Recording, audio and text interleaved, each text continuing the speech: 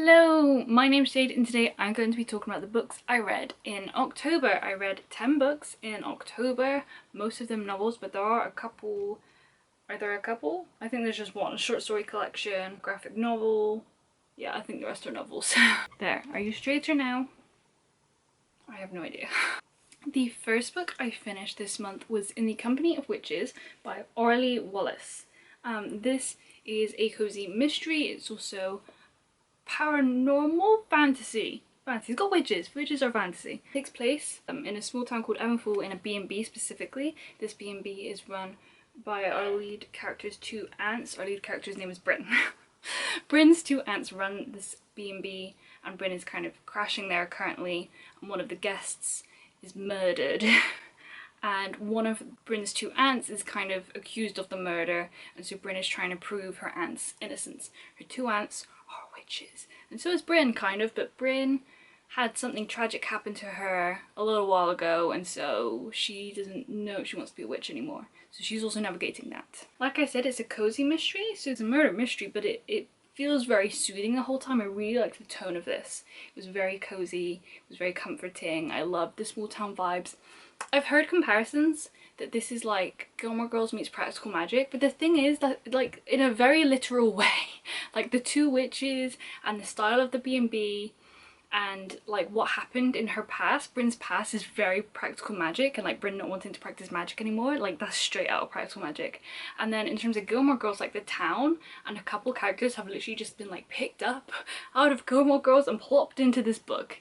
So there's a very literal comparison, and I was pretty invested in this story. The writing was definitely a bit clunky. Example would be the fact that no abbreviations were used, I feel like, ever. It was always like do not, could not. It just always pulls me out of it. People don't talk like that unless like they're doing it for effect. The biggest like bummer for me is I was pretty invested, like I said, in this like mystery, and then the reveal was just a big letdown to me. I wasn't satisfied in any way by what like came to pass. I think I'm gonna give it a 5 out of 10. Like, it's pretty mid. I'm open to reading the next one because I think it's the beginning of a series.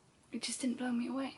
And then next up, sticking with the witchy theme, we have Weyward by Amelia Hart. I listened to this one via audiobook, narrated by Aisha, Kayla, Helen Keeley and Nell Barlow. And they did a fantastic job. I loved this audiobook. They were all great. They were all fantastic. And the reason it's narrated by 3 people is because we have 3 different pops in here. So we have, can I remember any of their names? No, but I don't need to because they're written in the flap. We have Kate, who is telling her story from 2019, Violet from 1942, and then Altha from 1619. And it's a witchy family. There's this cottage called Weyward, and all 3 of them end up going to Weyward. They're all part of the same kind of family line, all going through turmoil in their stories, a lot of the time because of men.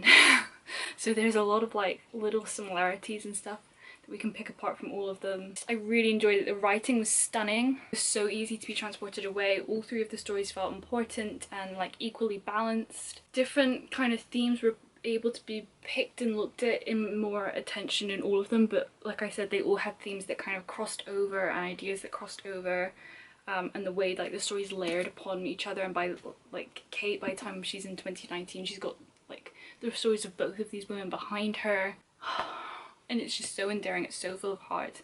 This kind of idea of like taking fairy tales and witches and folklore and adding this like feminist lens to them, I don't think is by any means a new trope. I actually talked about last month how I read Now She's Witch. Yes. And it does the kind of same thing, but I didn't love the way it was done in that one. I didn't feel like it added anything to the conversation, whereas I think this one was done so well and was so interesting, the way we had these different aspects being picked apart. And like throughout time, I would argue this one does add something to the conversation, and it felt, I don't know, I just really liked it. I'm also obsessed with the pages on this one. I thought I wasn't gonna be able to get the special edition with these pages. They had like stopped selling online, and then I went to Waterstones and there was one left on the table. Victory! It was a stunning book. I really enjoyed it. I have so much. I was just really impressed. Yeah. I'm gonna give this one a 9 out of 10. Respect, that was the word I was looking for. I have a lot of respect for Weyward. And then next up is What Moves the Dead by T. Kingfisher. This is my first T. Kingfisher book, and there's a lot of their books that I want to read, so that's exciting. I listened to this one via audiobook as well, and it was narrated by Andy Ingalls, and they did a fantastic job. This one is actually, I think, technically a novella. It's very short, and it's a retelling of the Poe short story, what is it called? The Fall of the House of Usher. I read that during my degree actually, but it's been a little while, so I cannot really speak to how it compares as like a reinterpretation, I suppose. I have a sneaking suspicion that this one elaborates a little bit more. I mean, in part because of the afterword by T. Kingfisher. They talked about how they wanted more from the story. They like didn't feel like there was a big enough explanation in the original story, and so I feel like this one probably has more answers. I do feel like I remember thinking that as well after finishing the book, but like I said, it's been a while. Do I want to elaborate on the plot any more than saying? I don't think so. I think going to it knowing little, this one I think also added an extra layer, and I can't even remember like what the place was called. Like it almost, I don't think it was fancy. I think it was a real land, but and like they had like a certain type of soldier and like a certain drink, I remember, and like there was certain language that was talked about often. Like it was almost like world building but for this like place that I feel like not very many people know about. I can't even remember the name of it. It was really frustrating me. That part added a little confusion. Like I liked it as a layer, but I didn't understand.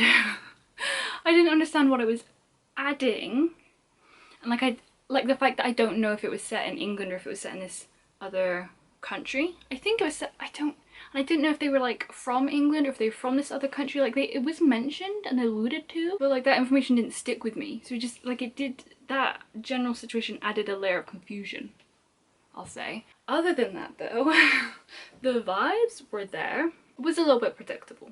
It was, especially if you know the story of the Fall of the House of Usher. But I mean that can't really be helped. But like what it's playing off of, like I think the cover kind of gives that away. Like I hate it. That like really freaks me out, that stuff. So it was good in that sense. I don't think it was too scary. It was more the atmosphere that I think did really well. The writing style was really fun. I don't know why I thought T. Kingfisher books were gonna be serious. Just like, I think she's like written quite a few spoopy ones, so I just got that vibe, like a very macabre vibe. But it wasn't. It was quite witty and fun, and the characters were a delight. I can't remember his name in the audiobook. He was Scottish. Like the servant man, our main character's servant man, I can't remember any of the names. I don't own the book, so I can't look it up for you. I also really liked our lead character though. They were a hoot. I think that's all I have to say. I really enjoyed it. I'm definitely gonna read the second one, and I'm really looking forward to reading more T. Kingfisher books. I think I'd give it an 8 out of 10. It was solid. And then next up we have quite another short book, and that is I'm Thinking of Ending Things by Ian Reid. This is a lot of hype. This one's hard to synopsize because it's a lot of this book is like literally about figuring out what the hell's going on. We don't know her name. I wasn't making that up, was I? She doesn't have her name. Our lead character doesn't have a name. It says on the back a woman. We don't know her name. Our lead character's a woman, and she is meeting her boyfriend's parents for the first time. They're on this road trip. They're gonna go have dinner with them. Like the road trip takes up maybe the first third to half of the book, and she has like flashbacks to like the beginning of their relationship. They're having this conversation. She's also beginning these weird calls, and they're like leaving weird voice messages, and she doesn't know who from. That is literally as much as I can say without like spoiling it. Like it's a very literary book. I watched an interview with the author and the director of the film, and the author talks about how he didn't think it was a horror or a thriller or anything like that. In his mind it was a literary novel, which I can see. It's very literary. It could definitely be put under thriller and horror as well. I remember while I was reading it thinking like, is it though? Is this not just literary? I think it's the end. Well, the thing with this book is there's a constant sense of something's not quite right here. Like a big part of that is the missed phone calls, but like there are other things. It's just this general tone, this general vibe, and it's really hard to pinpoint exactly what it is. I mean, there are like weird things that happen, but like it's just drenched in the atmosphere and the tone and the writing. I audiobooked this one as well, and it was narrated by Candice Thaxton, and she did a fantastic job. I really liked the audiobook. Her voice was like 100% this character's voice to me. I will say I definitely think I liked the kind of beginning chunk of the book more than the end. Again, like it's really hard to talk about this without going too much away. The end is the kind of end where you could have multiple interpretations, I think. I don't mind that in general, and I think it works here. And again, like listening to the author talk about it, like it was very purposeful. But I had this instant, like, my first reaction was like, oh my god, really? Which isn't the best reaction. It felt to me, and again, I don't think it was, I think it like was probably very purposeful to this author, but it felt cop-outy. Like, I didn't predict it per se, but I think multiple of the things you can assume it is have been done before, and I kind of just assumed that it wouldn't be that. I don't know. I think I originally gave it like 3 stars on Goodreads, and now I've bumped it up to 4 because I think objectively it's very clever, and objectively I think it adds to the conversation, because like I said, a lot of this book is just about conversations about relationships and life and what's important to us. And there's also like random conversations about science and philosophy, but they kind of, because our main things are these like big grandiose ideas of like relationships and human life, they kind of do inevitably end up weaving back in. They do add and make sense, and because it's such a short book, I feel like every word in this definitely counted for something. I think it was really well done, and I think if I didn't have that immediate gut reaction to that ending, it would have easily been a 9. But that's the way I reacted. Like, it's all well and good to say, yeah, it's kind of clever, but like that was the way I felt while reading it, and that's like really stuck with me. So we're gonna give it like an 8, maybe an 8.5 out of 10. I'm definitely intrigued to read the rest of his work though. I do think it was really well done. Okay, we're gonna stop talking about it now. And then next up we have Masters of Death by Olivia Blake. Olivia Blake, the author of The Atlas Six and One for My Enemy and Alone with You in the Ether, but I haven't read that yet. This is my 3rd Olivia Blake novel. I've read The Atlas Six and One for My Enemy. And I feel like of the 3 of hers that I've read, this is the one that like I got the most, the one that I understood the most. She talks about very lofty philosophical ideas again, but the way they weave into her fantasy worlds means that like it's kind of part of the world building, so you have to really pay attention. And it like that definitely came up in this one, but they didn't lose me at any point. I don't think they lost me in One for My Enemy. There's just like a couple of things that like I didn't understand why that happened, like characters' motivations. Look at the sprayed edges. I get the Wardstones special editions for all of Olivia Blake's, and they always hit. Apart from the fact this one doesn't have anything in the spine. Both of her other 2, and I think the Atlas Paradox has it as well, they like all have little things on the spine. Can you see? Can you see the things on the spine?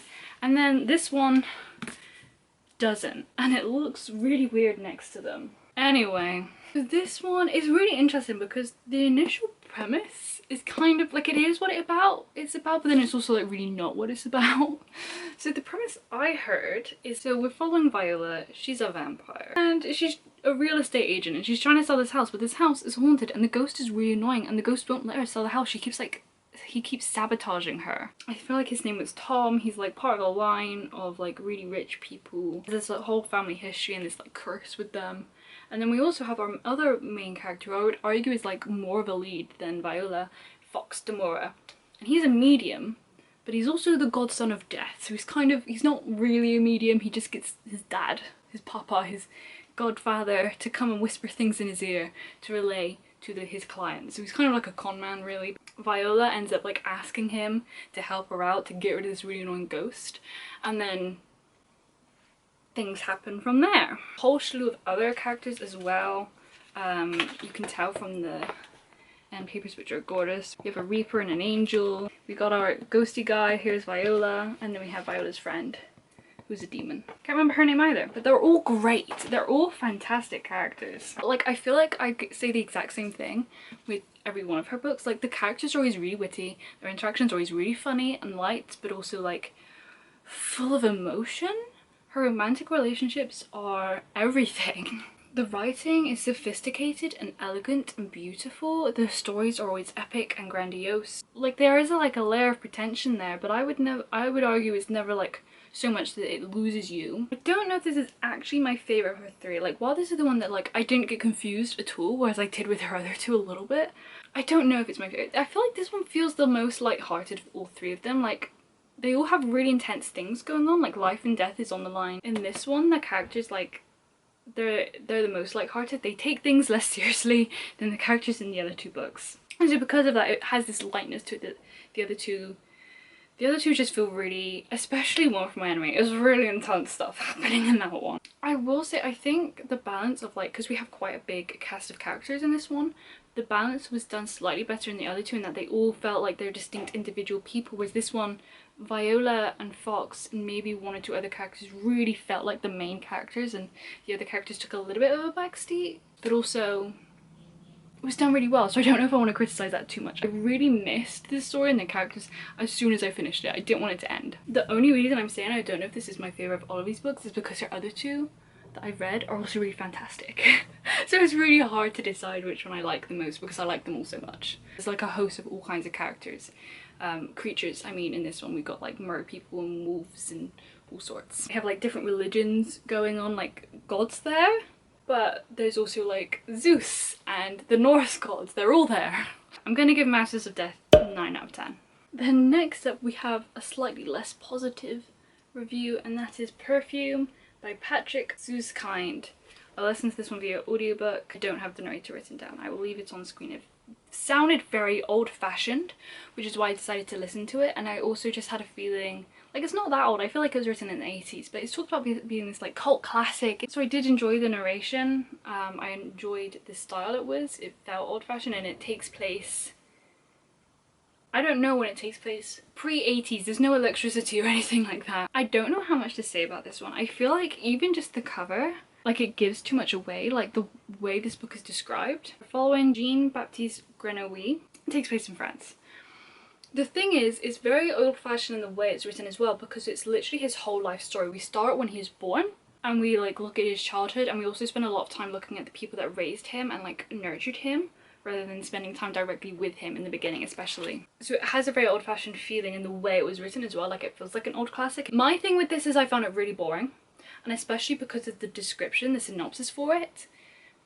It gives everything away, and it takes literally the whole book to get to that point. We're following Jean-Baptiste Grenouille. He's got a really good sense of smell, like really good. And when he's younger, he smells a young woman, and it's the best smell he's ever smelled, and then he kind of spends the rest of his life trying to recreate that smell, essentially, that perfume. Like, I found it really boring, and so many people love it, like it's a cult classic, and I just didn't get it. Like, the writing was really beautiful, but it wasn't enough for me. Like, I just didn't care about this guy, this horrible guy. Like, you have to really suspend your disbelief, and I think this is not fantasy. It's hard to do that, like this guy would have like that level of scent, and that perfume would have the power that it seems to do in this book. And like, the way things just unfolded, like by the end I could not care less what happened. And yeah, I don't want to talk about it anymore. This was a bummer. I bought this Shakespeare & Company because I thought I was gonna like it, and I really didn't. I'm sorry if you did, it just really wasn't for me. I'm gonna give it 4 out of 10, and that's me being generous. Next up we have The Book Eaters by Sunyi Dean. This is really unique. It felt like nothing else I've ever read, and it's interesting because it's got tropes and like things that are similar to other things, and it kind of has that thing as well of like the way fairy tales can be reinterpreted with a feminist lens. Like, it's got an inkling of that in there, but it just felt so unique. It felt like nothing I've ever read before. So in this world we're following book eaters, and book eaters are, they're not really people, but they're people like creatures that eat books. And that's how they kind of consume the knowledge, and there's like a whole my camera cut me off. What was I saying? Oh, it's fantasy. So like there's a whole world like system in place. There are rules to this world, and it's really well thought out. It's really well explained. The world building was done really well, the way you kind of slowly understand, and you feel really well situated like by halfway through the book. And it's very short. It's only like less than 300 pages, and it's almost got like cult vibes, these people, because they're very cut off from the world. It's very patriarchal. Just like the laws and the systems that they have in place, the way it's run is really interesting, and it's really in depth. It's really well thought out, and it, like I said, because they're so cut off and there's so many rules, it almost has this like cult-like feeling. But there's no choice. If you're a book eater, you have to live this life. You have to be part of the system, or do you? So our lead character's name is Devon. Her son is something called a mind eater, and mind eaters eat people's minds instead of books. And there's this medication that they can take to, instead of eating people's minds, they can eat books instead. And there are their own systems in place for what they do with these mind eaters.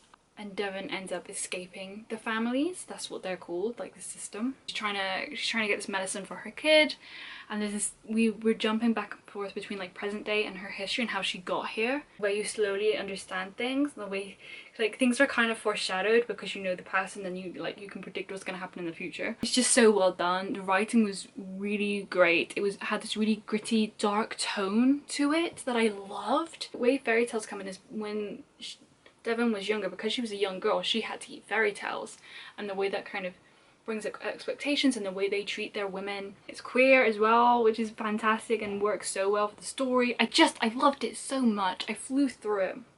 I was so invested. I love this world. Like I said, it was like nothing I've ever read before. So well thought out. And by the time I came to the end, I was like kind of hesitant to start it because I just finished Masters of Death and I didn't want to start anything else. I was really like loving Masters of Death, and so I was sad to end it.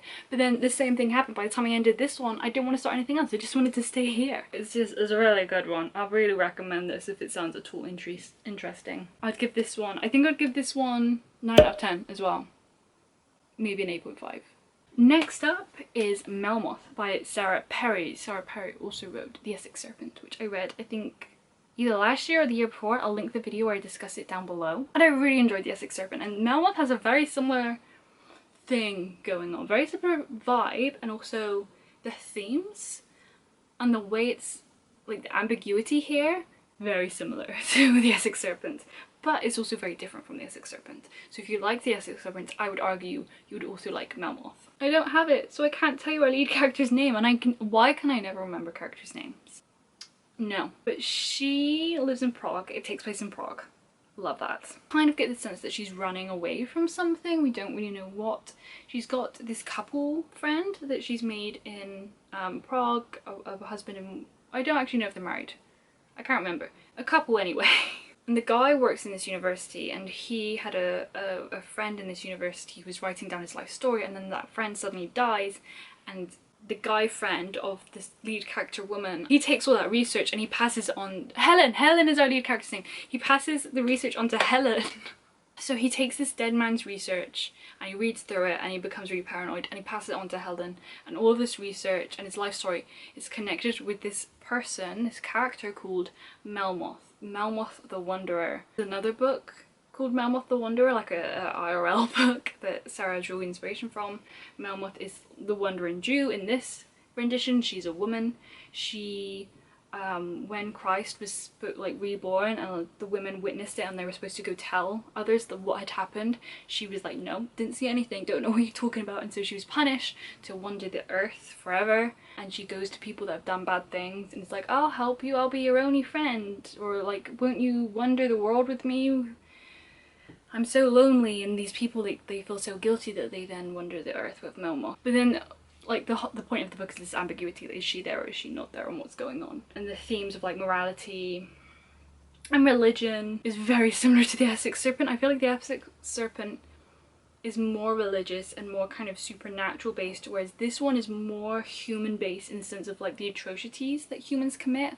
We have these like collected stories of past people that have claimed to seen Melmoth and claimed to be affected by Melmoth and all the stuff that they've gone through and they've seen. We have like World War I stories. It's either World War I or World War II, I can't remember which actually, but one of them. And so because of that big chunk of the books are taken out by these other stories, and because of the pacing is a little bit, it's different, it's unique. I don't know how I feel about it, to be honest. I don't hate it, but I also don't think I'm in love with it. The only kind of criticism I can say is what happened in the end, the way things kind of fell together. I didn't even dislike it. I was fine with what happened, but for some reason it's left a little bit of a weird taste in my mouth. But like I said, objectively, I can't criticize it. I don't think what happened was bad, so I don't know what to say. I just know that it wasn't, I don't know. Something about it didn't stick quite right with me, clearly. I can't give a logical explanation as to why, so I feel like that's such like a bad criticism. Has there been a rainbow on my face this whole time? Oh my god, I thought I was being blinded by something. I'm sorry if that was annoying. But it was really well written, just like The Essex Serpent. The ideas it tackles, really well done. This kind of ambiguity is so much fun. It's very like creepy. I really enjoyed it. I thought it was just so well done. I have a lot of respect for this one as well. I don't know if I like it as much as The Essex Serpent. I think this one, like on the face of it, might be like the more literary, it might be the more well done and the more researched and the smarter book, but I feel like I have more of like an emotional attachment to the Essex Serpent and the characters and what they went through in that one. I really recommend this one. I'd give it like an 8.5. I think. Either that or a 9. I can't decide. Okay, we have 2 more books to talk about. The first one is The Haunting Season, Ghostly Tales for Long Winter Nights. Look at the pretty pages. So this one is a short story collection. I'm going to quickly read out all the authors. Natasha Pulley, Imogen Hermes Gower, Elizabeth McNeill, Bridget Collins, Laura Purcell, Jess Kidd, Kieran Melwood Hargrave, and Andrew Michael Hurley. A lot of these writers are writers that have other books that I really want to read, like Natasha Pulley, Bridget Collins, Kieran Melwood Hargrave. They all have books that I really want to read. And Imogen Hermes Gower, I have read one of her books. I read The Mermaid and Mrs. Hancock. As far as I'm aware, it's the only full-length novel she's published. But all of these people have books that sound very interesting. They all kind of have similar vibes, like there's a lot of historical fiction, there's a lot of magical realism, and so it's kind of what it says on the tin. It's a collection of short stories that are all ghost stories in some way, shape or form. Some of them are Christmassy, some of them are wholesome, some of them are spooky. The kind of common thread is they're ghost stories and they're winter. Now because of that, there was a layer of predictability. Like there was none of like, oh, I wonder what's going on. Like, you know it's ghosts. You know something's haunted. But I would also argue that all of them were really well written. I liked the vast majority of them. I really enjoyed the vast majority of them. Particular favourites were Thwaites Tenant and Confinement, which have very similar themes. They're both like have themes with motherhood and society's expectation. Confinement in particular is like a mixture of the yellow wallpaper and the woman in black in the best way. It's really cleverly done. It's also genuinely scary, and it's also like has this real world application. Oh, and Thwaites Tenant is written by Imogen Hermes Gower. I will also caveat that the story written by Natasha Pulley, the characters in that one are from The Watchmaker on Filigree Street, and I knew I wanted to read that anyway, and now like I cannot wait to read it because the characters in that one were so much fun. Yeah, it was really well done. I really enjoyed it. They were all very unique, they were all different, had very different feelings. There was like maybe 1 or 2 that I was disappointed by. In fact, the only one that I can think of was The Hanging of the Greens. That one just wasn't my fave. But to be fair, I was very tired when I read it. The rest of them were all really interesting though. It's hard to give it a rating because like I want to rate them individually, but on whole I'd give it like I think an 8.5. It was really solid, and there's a Christmas version, The Winter Spirits, that I own it, so I'm gonna read it. And I'm looking forward to it. I'm excited. I really enjoyed this. And then lastly, this one won't take very long because it's a book I read every year, and it's Pumpkinhead by Rainbow Rowell. Like I said, I read this every year since this came out, which is 2019. So I've talked about it before. I'm gonna link a video down below where I give you a synopsis. I don't need to do it here. I've done it a million times. The thing that I took away from it most this time, I feel like I take away like something slightly different every time. This time I took away just how beautiful the art is. I really, really love it, and the colour palette is gorgeous. Yeah, I'm gonna give this one a 10 out of 10. It's one of my favourite graphic novels. I read it every year for a reason. And those were all the books that I read in October. If you've read any of these and you have any opinions, please let me know in the comments. I'd also love to hear what your favourite book you read in October was. And yeah, that's all I have for you. Thank you so much for watching this video. I hope you have an amazing morning, afternoon, evening / night. My name's Jade. I hope I see you again next time. Goodbye!